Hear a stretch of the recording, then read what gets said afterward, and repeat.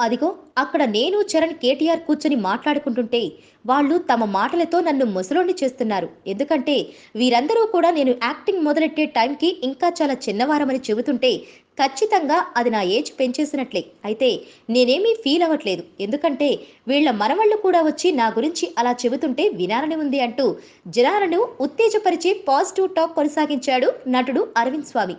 ధృవ pre release ఈవెంట్లో మరికొన్ని కామెంట్లు చేశాడు స్వామి.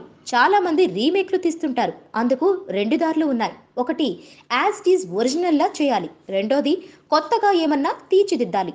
రెండో దారిని ఎంచుకున్న సురేందర్ రెడ్డి అద్భుతమైన మార్పులు చేశాడు. ఒరిజినల్ కంటెంట్ ఈయన ఎడిషన్లు చాలా బాగున్నాయి. ఆయన జడ్జిమెంట్ను నేను గౌరవిస్తున్నా. ఇక రిజల్ట్ అంతా ఆడియన్స్ చేతిలో ఉంది అంటూ సెలవిచ్చాడు. అలాగే షూటింగ్ టైంలో చరణ్ పెట్టిన ఒక చిరు దోశ గురించి తెగ చెప్పాడు. ఆ స్టీమ్డ్ దోశ చాలా బాగుందట. అలాగే షూట్ టైంలో అందరూ తనకు మంచి మిత్రులు అయిపోయారని చెప్పాడు. Please subscribe. Hi, it's me Purna. Please subscribe.